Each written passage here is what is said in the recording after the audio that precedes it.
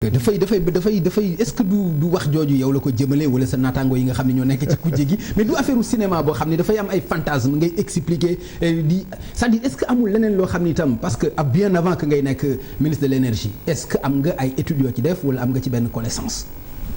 benn xam nga bu dee dañuy topp wax jooju dañuy ne président chef suprême des armées ndax jaar na West Point wala Saint-Cyr wala ENOA. ndax def na école de guerre te pourtant bu guerre amoon bu joxee instruction gars yi exécuté wax jooju. Deuxièmement plus terre à terre contrat pétrolier yi c'est pas ay pétrole c'est du droit dañ koy waxante mu leer. contrat bi du affaire ci ban profondeur la ñuy am pétrole. naka la pétrole bi lay constitué wu ban température du loolu. mais nag mën na nekk soubassement contrat yi aussi. du loolu mooy soubassement yi aussi. je connais c'est une loi votée par les députés kon xanaa député yi bala ñuy voter loi dañ leen di yóbbu école institut du pétrole. former leen ba ñu ñëw. bëri xamul c'est annexé à la loi mooy contrat type la. loo ciy changé warte bëri. li ci des mooy calcul élémentaire la tabax nga sa immeuble jox naa la sama terrain wala yow jox nga ma sa terrain yow ma dem wuti koppor ñu tabax immeuble ci ni ma koy naatalee ni ma koy misaalee mu gàtt ci pour téléspectateurs yi Pape Ngagne indi na terrain am man jóge naa bitim réew indi xaalis pour ma tabax bu ma tabaxee naa génnee sama investissement moom terrain mooy apport am ñu séddoo loolu séddale bi dafa am nuñ ko tëralee ci benn tableau bu leer bu simple man gis naa yeneen contrat yoo xam ne signé nañ ko gis naa keneen koo xam ne proposé na ma ni sa terrain bi yow Pape Ngagne yi borom terrain bi gis nga keneen koo xam ne proposé na la condition yu la kële proposé yu koy ful ñaar ba ñetti yoon ndax xel daj na te calcul boobu élève CM2 boo ko tegalee mu def ko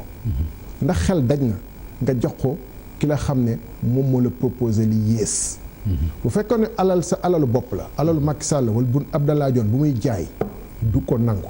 D'accord. Même bu doon alalam la. D'accord. am na lu ci islam dul nangu bu fekkee ni kër bu mu dëkk la njabootam yëpp dëkk. waxante wala nag alalu mbooloo loo xam ne ñi yoon sas. nañ ko évaluer. évaluer nañu ba ne dama lay jox benn parenthèse rek. pour nga comprendre foofu. combien c'est scandaleux le contrat de Total. combien c'est scandaleux. gis nga ba ñu ñëwee di négocier ñoom ak Petrosen daf leen ne lii la ma contrat wu timis bi mooy li nga xam ne moo indi coow lépp lii laa ci am comme offre te boobu amaguñu pétrole. donc kon su ma la déggee li ñuy wax ci affaire Aliou Sall am na lu ko gën a graaw su ma la déggee li ñuy wax bu fekkente ni dëgg la ci affaire Aliou Sall am na lu ko gën a graaw parce que li nga ma wax c'est scandale la ci l'affaire Total. absolument te boo ma mayee nga gën ko comprendre c'est-à-dire que ba Petrosen demee di négocier ak Total dañ leen ne ñun jot nañu offre BP Cosmos waxuñu leen ko noonu mais dañu indi offre BP Cosmos ñi offre bi au moins am nañ ko ci suñu Rufisque offshore profond bi nga xam ne pour la première fois depuis 50 ans ay 4 compagnies yu mag ci monde bi ñu bëgg soxla ko. avant ay ñu ndaw rek ñoo ko. bi ñu wanee offre bi wan nañ ko dañu ne les concernés ñun lii la ñu lay laaj. ci suñu lii la ñuy leen di jaayee ci misaal suñu suuf su am pétrole bi ngeen bëgg a wër pétrole ci biir. lii lañ leen di koy loué wala lii la ñu conditions yi lañ leen di koy joxe ñooñu jël conditions yooyu. joxe loo xam ne kenn mësu ko gis ci histoire au Sénégal bàyyi fi li BP Cosmos proposé li Petrotim proposé woon li ñu am ci fi nga xam ne moom la ñu découvrir pétrole bi mooy Sangomar maanaam daal amul li yées loolu ci jamono joo xam ne découvrir nañ pétrole adduna bi yëpp màbb bëgg jël si bloc boobu mais lan moo ci war et en réalité je regarde les Sénégalais les droits dans les yeux papier yi dinañ génn ku mu bëgg mën na dem ci internet yi ma leen wax nii xool Rufisque offshore profond conditions yi ñu ko joxee xool contrat yi nga xam ne moom moo nekk en vigueur ci Saint-Louis offshore profond ak Kayar offshore profond jël article 22 les deux articles 22 des deux contrats comparer les tableaux qui donnent le partage de production. xanaa loolu mënul gën a leer. loolu leer na loolu nga wax noonu leer na. mais xam nga bi ngi gën a leer nag ci ki gën a bëgg mu leer. bu ñu sukkandikoo ci gouvernement bu Sénégal ci li nga xam ni. est-ce que ñoom bëgg nañ mu leer non bëgg mu leer passé wul ñu dem bokk ITIE. bëgg mu leer passé wul ñu jël lépp lu jëm ci suñu wàllu pétrole ak lépp ñu def ko ci ñu constitution. bëgg mu leer passé wul ñu mën a woote bu yàggul ci Diamniadio pour waxtaani wàllu pétrole. bëgg mu leer mais passé wul ñu def cos pétrogaz. c'est-à-dire Thierno aussi loo bañ li nga wax ni. ku sa bañ voilà mais bëgg mu leer est-ce que passé na lii ma la jox yëpp comme nga may ma tontu la benn ci li nga leer. mais est-ce que li ma la wax yëpp bëgg mu leer. non du bëgg mu leer sëlëm doomu aadama yi la. ba ci ITIE. ba ci ITIE man bind naa ITIE mën naa la woon lettre bi mu ngi fii ci sama kii ñu répondre ma mën naa la wax lu ñu ma répondre mu ngi fii ci sama ordinateur bu ma xamoon ni li nga ma proposé mu ngi fii xam nga ITIE ñoom dañuy sukkandiku ci lu gouvernement Sénégal déclaré dafa mel ni impôt rek ngay dem di déclarer say impôt gars yi mënuñu ñu contrôler ñëpp dañuy sukkandiku ci gouvernement Sénégal lu mu déclaré. te nee na ñoom membre rek te dafa laa ma ñëw dañu nee ñoom ba ma leen bindee nee naa leen man ministre laa woon Abdoul Mbaye nekk premier ministre ngeen dégg coow li mosu leen jéem a gëstu loolu toog seetaan di jox gouvernement bi di déglu gouvernement bi rek di waxtaan ak gouvernement ak yenn société civile xaw ma lan la ñu wax ak société civile boobu mais ba dem ba gis ni tey reportage BBC bi gis ngeen lu mu wone ci ay yu doy waar yoo xam ne xew na fi. te pourtant gouvernement Sénégal yéen seeni satisfecit lay mbubboo pour ni ñoom ñu ngi def lu leer. ñu tontu ni lettre baa ngi fii presse bi am na lu mu ci publié woon ñu tontu ni ñun kat évaluation bu ñu def mu ngi concerné année 2013 17. ok 2016 xaw ma 2017 concerné wul contrat yi nga xam ne Timis boobu romb na. boobu Sénégal bokkul woon 2012 la ñoom ñu bokk 2013. ñu ngi bokk à partir de 2013. te évaluation bu ñu def 2017 loolu laa bëggoon wax waaye. et puis ensuite. nee nañu aussi c'est sûr que am na yoo xam ne bu fekkente ni bëgguñu ñu wax dëgg bi mënuñu ko xam. parce que te loolu wax naa leen ko ci problème méthodologie. man la leen ci suñu réew yu néew doole yi nga xam ne organisation de la société civile yi du ñu am accès à l'information fiable et crédible. parce que bu doon États-Unis par exemple bourse américaine lépp lu fa Cosmos def dépense ak lépp dañ ko fay bind jour bu ñu gisee ni c'est une information frauduleuse patron bi ci boppam patron Cosmos day dem prison extra impôts yi am nañ doole capacité dem investiguer société civile journalistes yi am nañ comme ni ngeen di gisee Panama Papers yi. dafa am ay société des journalistes d'investigation. man ci li nga wax dafa am lu ma ci jaaxal ci réew yi nii Cosmos bu demee ba ragal baal ma rek dafa am loo junj léegi mais entre parenthèses mais pourquoi kon muy jënd dara ci Timis.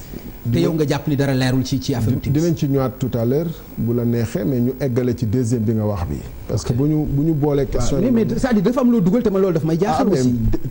teg ci baaraam ñu ñëwaat ci. ok Cosmos boo ma mënee wax boobu loolu ci crédibilité am te man ma gis nga. non dañu ni dama ni attention amul benn entreprise internationale boo mën a wóolu parce que rek c'est une grande compagnie. d'accord kon moo loolu de. léegi eggaleel c'est bon. gis nga Boeing keroog li leen dab. oui eggaleel kon c'est bon. donc pourtant ils sont cotés à la bourse et cetera.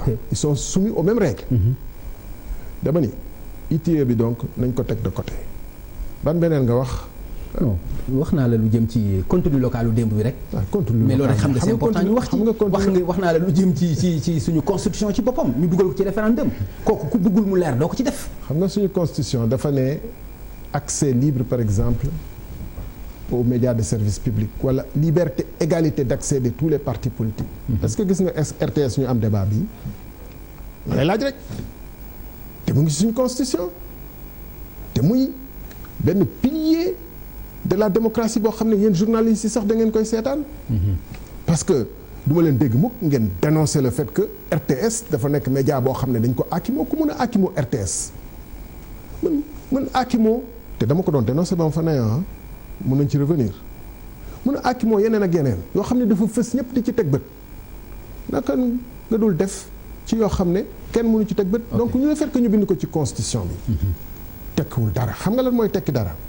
mooy rapport inspection générale d'État bi ndax man maa ko sos. léegi code pétrogaz bi nga xam ni code pétrogaz bi nga xam ni aussi élargir nañ ko ba nga xam ni. xam nga yooyu benn rek dama ni ndax rapport inspection générale d'État bi ndax Thierno Sall moo ko sos wala ndax keneen moo ko sos wala yu am la yoo xam ne ñoom ci seen bopp miimuñu ko. ok loolu bu amee cim réew lépp lu ñu wax ci transparence mais ay naxaate rek la. non la réalité non pas du tout monsieur le ministre. la réalité pas du tout. parce que bul sukkandiku aussi ci rapport IGE bi parce que li ci président de la république wax aussi kenn mënu ko faxas. dama koy faxas parce que. non xam nga aussi loolu non lu toll ni président de la république wax xam nga ni dama koy faxas. xam nga lu tax waaw président de la république waxam. gisuma rapport bi nga ni ko gis nga ko. lu toll ci président de la république xam nga waxu président de la république bu ñu ci doon sukkandiku.